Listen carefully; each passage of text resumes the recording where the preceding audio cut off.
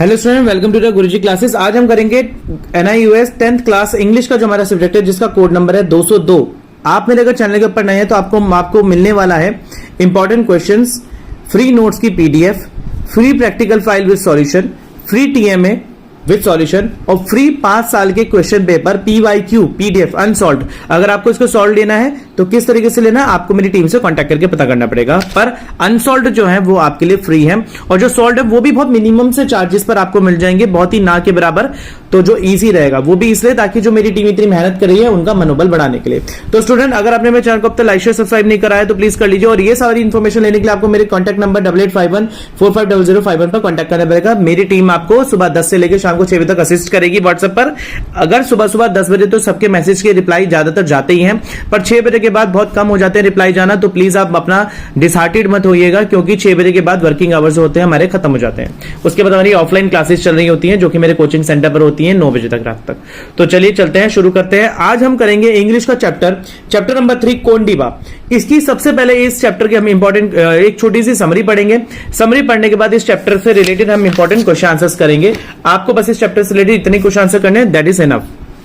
तो चलिए शुरू करते हैं। देखिए, कोंडिबा गायकवाड़ को भिक्षा यानी कि भीख मांगने से बहुत नफरत थी, परंतु महाराष्ट्र में 1972 में 73 में अकाल पड़ने के बाद जीवन की तलाश में औरंगाबाद स्थित एक अपने घर से मुंबई जाना पड़ा उसे। सबसे पहले झाड़ू बेचने का काम उसने शुरू करा। दुर्भाग्यवश उसे सामान बेचने में उसके भाग्य ने काम नहीं दिया। थोड़े दिन बाद उसे पता चला कि मुंबई भिखारियों के प्रति बड़ी उदार है, विशेष रूप से अंधे भिखारियों के लिए। 25 वर्षीय कोंडिबा अंधा था। वह 8 वर्ष की उम्र आयु में चेचक के कारण अंधा हो गया था। मुंबई के उत्तर पूर्व में स्थित घाटकोपर की गोलीबार नामक एक बड़ी झोपड़पट्टी में एक दिन बादल छाए हुए थे। कोंडिबा वह तुकाराम और उसकी पत्नी येलनबाई के साथ रहता था। मानसून का अंतिम समय निकट था। कॉलोनी के बीच खुले स्थान पर एक कुआं था। वह काले हरे पानी से भरा हुआ था। सतह पे कुछ सेंटीमीटर नीचे कुछ भी दिखाई नहीं पड़ रहा था। आसपास की झोपड़ियों में रहने वाले लोगों के लिए ये कुआं अत्यधिक उपयोगी था। उन्होंने 2 वर्ष पहले उसे खोदा था, क्योंकि कॉलोनी में एकमात्र पानी का नल था जो झोपड़पट्टी में बढ़ती हुई जनसंख्या को प्राप्त नहीं था। कुएं के चारों ओर तरफ दीवार बनाने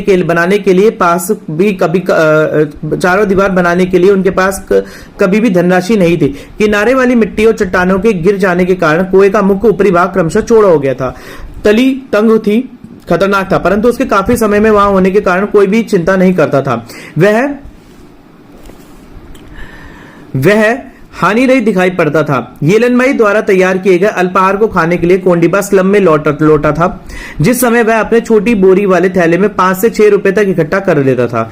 तो उस दिन भीख मांगने वह प्राय बंद कर देता था। अचानक घबराहट और चीखने की आवाजें सुनाई दी। कोंडिबा येलनबाई चौंक पड़े और कुएं में गिर गया, ये उन्हें सुनने में आया।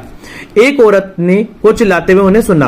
कोंडिबा ने अपना भोजन एक तरफ रख दिया। एकाएक वो बहुत जल्दी करो, मुझे वहां ले चलो, कहकर कोंडिबा ने बोला। 1 मिनट के भीतर अंधा भिखारी वह महिला उस कुएं के पास पहुंच गए और थोड़े से लोगों को भीड़ से चीरते हुए कुएं के मुंह के पास पहुंच गए। सेकंडों में कोंडिबा ने अपना कमीज उतारा और ढूंढ रहे थे जो पानी खींचते समय पेड़ के तने से गिर गया था।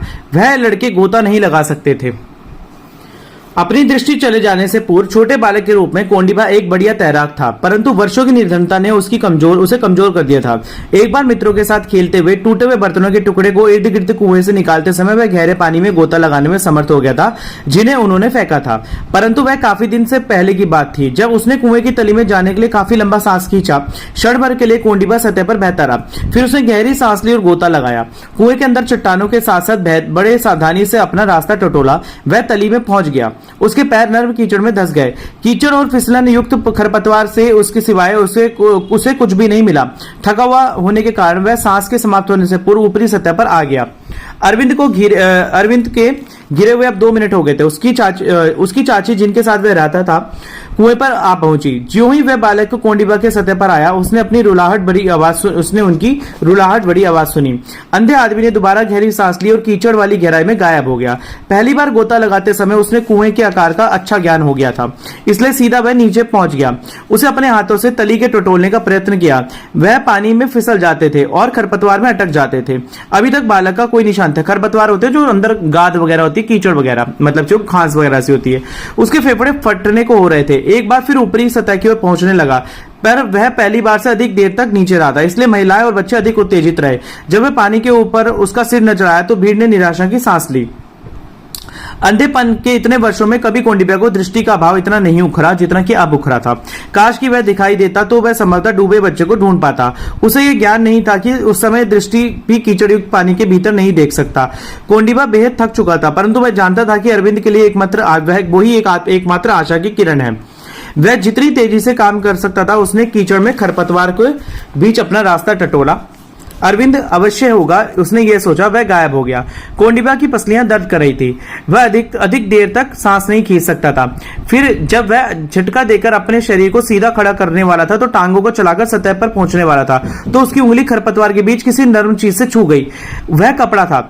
उसे अपना हाथ और आगे बढ़ाया और अरविंद की टांगों को छुआ। बालक का शरीर कीचड़ के खरपतवार में धंसा हुआ था। दुख से कोंडिब्या का हृदय धड़क रहा था।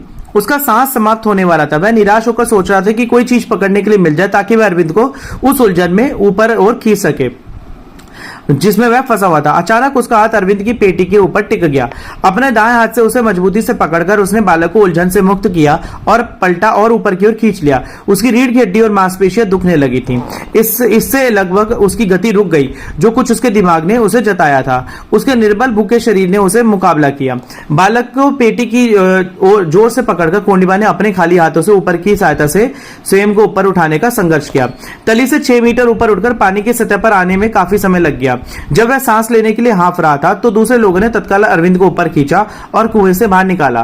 कोंडिब्या कुएं के पथरीले भाग को पकड़कर खड़ा हुआ था। उनकी आंखें बंद थीं। उसका शरीर थका हुआ था। अरविंद को कृत्रिम सांस दिलाने और लोगों की आवाजें सुनाई तो पड़ रही थी, परंतु वह उनकी तरफ ध्यान नहीं दे रहा था। अंत में बालक ने उभार की तरफ पानी उगलना शुरू कर दिया और कुएं को पकड़कर खड़े हुए कोंडिब्या ने खुशी की चीखें सुनाई पड़ी। तभी अरविंद को तुरंत अस्पताल भेजा गया। एक आदमी ने सहारा देकर कोंडिब्या को कुएं से बाहर निकाला। एक महिला ने प्यार से कोंडिब्या के कंधे को थपथपाया। येलन बाई और उसके वापसी झोपड़ी में ले गई। वहां जाकर कोंडिब्या ने अपने कपड़े पहने, अधूरा छोड़ा हुआ भोजन समाप्त किया और सो गया। उसी शाम पुलिस का एक अफसर अंधे भिखारी को बताने आया कि जिस बालक को उसने बचाया था वह ठीक हो जाएगा। और कोंडिब्या के बाद में पता चला कि यदि वह बालक कुछ देर और अधिक कुएं में पड़ा रहता तो ऑक्सीजन की कमी के कारण अवश्य उसका दिमाग फट जाता और कोंडिब्या ने ठीक समय पर उसे बचा लिया। अगले दिन बाद में अरविंद गोलीबार में लौट गया। वह तुरंत कोंडिब्या के पास गया। जब उसकी चाची अपनी आंखों में आंसू भरे देख रही थी उसने कृतज्ञता से कोंडिब्या के पैर छुए। निसंदेह कोंडिब्या ने एक जीवन बचा लिया, परंतु अभी उसका जीवन चलना था और उसके लिए से भीख मांगते रहना था। दोपहर ढलने से पहले अपना बोरी वाला थैला लिए कोंडिब्या वापस मुंबई की गलियों में पहुंच गया। इसके बावजूद कि भिखारी के साहस की चर्चा फैलने लगे, उसका चित्र और बालक का जीवन बचाने की साहसपूर्ण कहानी बहुत राष्ट्रीय तथा स्थानीय समाचार पत्रों में छप गई। यकायक कोंडिब्या एक नायक बन गया, यानी कि हीरो बन गया। राज्यपाल, महाराष्ट्र के मुख्यमंत्री तथा अन्य कर्मचारी ने उसकी प्रशंसा की। भेंट और पुरस्कार के रूप में उसे 12,970 रुपए की धनराशि दी गई। कुछ महीने तक ब्लाइंड होम में उसे शरण दी गई। वहां उसे बोतलें भरना और कुर्सियों को सीटें बुनने और आदि कुछ धंधे सीख गए। आज कोंडिब्या जालना में रहता है। उसके निजी गांव के पास मंडी वाला कस्बा है। उससे एक स्थानीय लड़की से विवाह कर लिया है। हल्का सा व्यापार चलाता है। कोंडिब्या गायकवाड़ की वीरता और कुएं में बालक को ढूंढने दृढ़ संकल्प के रूप में पूर्ण रूप से उसकी निजी जीवन को बदल दिया है। जिस भिखारी को भीख मांगते से घृणा थी वो अब जिंदगी में कभी भी भीख को नहीं मांगेगा। तो स्टूडेंट्स, इसी के साथ ही यहाँ पर हमारी ये समरी जो थी समाप्त होती है, खत्म होती है। चलिए करते हैं इस चैप्टर के इंपॉर्टेंट क्वेश्चंस को और खत्म करते हैं इस वीडियो को जल्दी से और आपका एक चैप्टर और प्रिपेयर करा देते हैं। तो स्टूडेंट्स, इस चैप्टर का जो इंपॉर्टेंट क्वेश्चंस है वो यहां पर मैंने लिख दिए हैं। स्टार्ट करते हैं। When and how did कोंडिब्या become blind? कब और कैसे कोंडिब्या ब्लाइंड हो गए थे? देखिए, Kondibya become blind at the age of 8 because of the small pox. एक स्मॉल पॉक्स की वजह से कोंडिब्या जो था, जो चेचक की बीमारी थी, उसकी वजह से वो अंधा हो चुका था। Why did कोंडिब्या miss most now and why? Now कोंडिब्या missed with his vision most. It was because he was unable to find the Arvind whose life was in danger. उसने अपनी आंखों को सबसे अंधापन सबसे महसूस करा जब वो उस बच्चे की जिंदगी बचाने में असमर्थ हो रहा था। What do you think? कोंडिब्या hated begging. कौंडिबा भीख मांगना क्यों पसंद नहीं करता था? Begging is the worst profession, he started selling brooms but luck, उसने झाड़ू बेचना शुरू करा, वो उसके फेवर में नहीं रहे। Beggars live on the bread and mercy of the others, जो भिखारियों की जिंदगी होती है वो दया पर निर्भर करती है लोगों की। It always hurts their self respect, therefore he hated begging, और वो हमेशा एक अपनी सेल्फ रिस्पेक्ट को हर्ट होता है, इसलिए वो बेगिंग को हेट करता था। Why did Kondiba become a beggar? Kondiba had become a blind with a small pox, इससे एक छोटे pox at the age of 8 साल की उम्र में। He lived in the Aurangabad of 1972 and 73 में रहता था। Drove him to the Mumbai चला गया अपनी रोजी रोटी की कमाई में। He failed to broom, झाड़ू बेचने में उसका लक नहीं चला। He knew that Mumbai was a gorgeous to blind, generous to blind, Mumbai एक generous थी ब्लाइंड्स के लिए, इसलिए बंदे भिखारियों के लिए, इसलिए उसने ये वाला प्रोफेशन चूज करा। अगला पढ़ते हैं। अगला क्वेश्चन आता है, describe the well in the slum colony, यानी उस कुएं का एक्सप्लेनेशन दीजिए। There was a well in the middle of the open area in the slum colony, it was a dug 2 years। देखिए वो 2 साल पहले खोदा गया था। It was full of blackish greeny water, ये काला और हरे से रंग का पानी था। It was bottom of the narrow, उसका जो तल था वो थोड़ा संकरा था, मतलब छोटा था। Muddy field with the weeds, यानी खरपतवार से भरा हुआ था और कीचड़ भरा था। It was dangerous but useful to the people, ये थोड़ा सा खतरनाक था पर लोगों के लिए यूजफुल था। People living in the near by huts, जो आसपास की झोपड़ियों में रहते थे उनके लिए। इट वाज 6 meters डीप, ये 6 मीटर गहरा था। Why did the people of the colony dig a well in the middle of the open area, लोगों ने क्यों बीचों बीच खोदा था वो कुआं? There was only 1 water tap in the colony, देखिए वहां पर एक ही पानी की टंकी थी। It was not enough for the slum growing population, वहां की जनसंख्या के लिए काफी नहीं थी। Therefore the people of the colony dug a well, इसलिए उन्होंने वहां पर एक कुआं खोदा था बीचों बीच। Why did the people not build a well round the well, वहां पर लोगों ने आसपास की जो कुएं की आसपास की दीवार क्यों नहीं बनाई?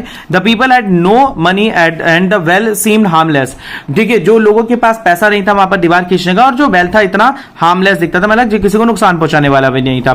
Therefore the people did not build a well round the well, इसलिए उन्होंने वहां पर आसपास दीवार नहीं बनाई।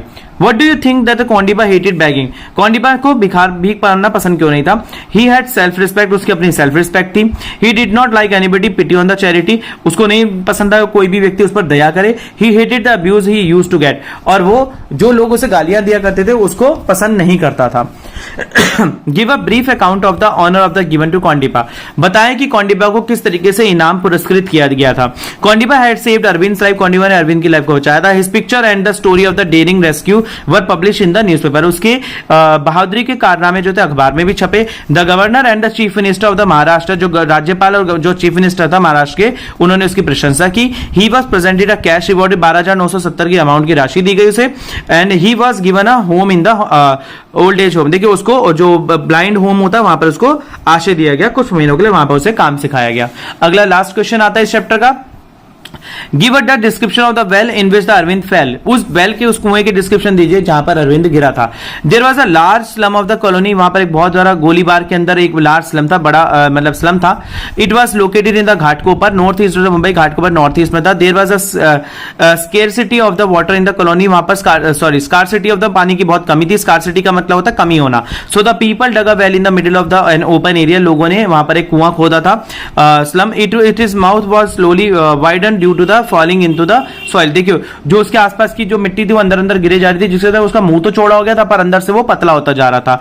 If the soil was rock on the side, it's bottom was narrow, उसका जो तल था वो बहुत पतला था।